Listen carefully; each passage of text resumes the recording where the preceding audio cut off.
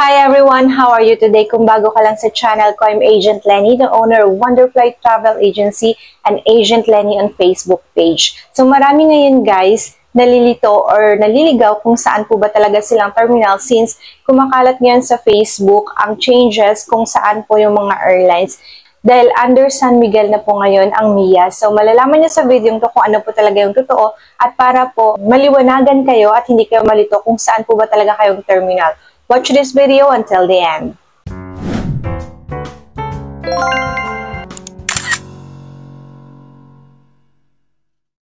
Sa mga magme-message po at magpapabook ng kanilang flight, ito lang po yung totoo kong page, Wonderflight Travel Agency, and also Agent Lenny kung may mga question kayo about this video. So ito na nga guys, marami pong kumakalat sa Facebook kung anong terminal po ba talaga yung airlines nila at yung iba ay sinunod na po nila yung changes na yun, which is hindi pa naman po siya start. Kasi po, tentative po yung mga dates at saka kailangan pa nila guys yung kung sa opening ng isang business, parang may mga soft opening pa po yan, hindi po yan siya agad-agad. So, according to the post of AirAsia, kasi sila lang naman po yung nagkaroon ng changes, same pa rin naman na yung Cebu Pacific and yung mga Philippine Airlines na domestic is nasa Terminal 2 at dati na po talaga na yung Philippine Airlines International is nasa Terminal 1 and also yung all international, halos naman talaga lahat is nasa Terminal 3.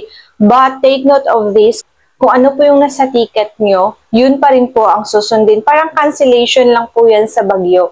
Kung hindi naman nag-email sa inyo yung airlines na canceled yung flight nyo, wala kayong dapat palitan kasi hindi yun ma-refund.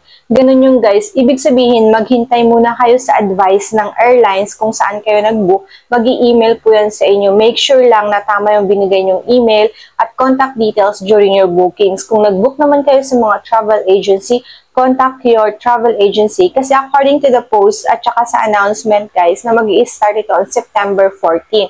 But as of now, wala pa naman po talagang formal arrangement or formal changes since wala, as an agent, wala din po akong na-receive na mga changes at nag-post ang AirAsia as of now since parang sila naman ang halos affected talaga yung AirAsia. Na same pa rin yung kanilang terminal ng domestic flight nila is nandun pa rin po sa Terminal 2. Hindi pa rin po siya sa Terminal 4. So, ito po yung announcement or nakapost sa Facebook kung saang mga terminal like Terminal 1 is all international of Philippine Airlines, which is doon naman po talaga yung Philippine Airlines International.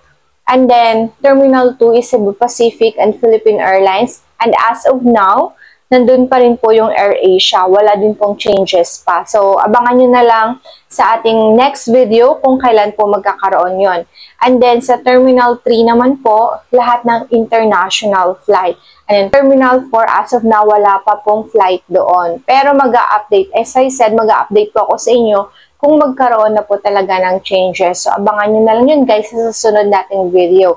Take note of this, kung wala pa pong email sa inyo, hindi po pwedeng pumunta kayo doon dahil lang sana kita nyo yun sa post ng Facebook.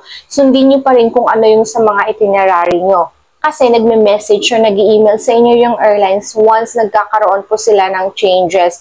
And make sure na hindi scam yung mga na-receive yung chat kasi usually guys, may mga nagme-message or nagko-call sa inyo ng mga unknown numbers. So make sure lang din na like yung email nakalagay talaga na from AirAsia siya and then yung text din nakalagay din or nakaano na po talaga parang kanila na yung number no, nakalagay like diba sa GCash nakalagay pag may mag-send sa inyo as in GCash ang name ng number. So ganun din po yun sa airlines. Pag nag-send sa inyo yung Philippine Airlines number din po yun. So kung unknown number, wag nyo na pong sagutin at wag nyo na pong sundin kung ano yung gusto nilang sabihin sa inyo kung saang terminal po ba kayo. So make sure na sundin nyo pa rin po kung ano yung sa itinerary nyo. Kung walang email, so as is pa rin yung mga location kung saang terminal po kayo.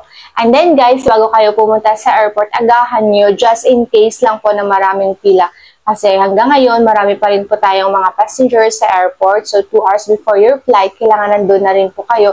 At just in case magkamali kayo sa terminal nyo, kailangan nyo rin po mag-allot ng time about doon. So that's all muna for today. See you in our next vlog. And if you have question, don't forget to comment down below. At gagawa natin yan ng video, lalo na pag madami kayong tanong about the topic. So, goodbye everyone. Thank you for watching. See you in our next vlog. Thank you.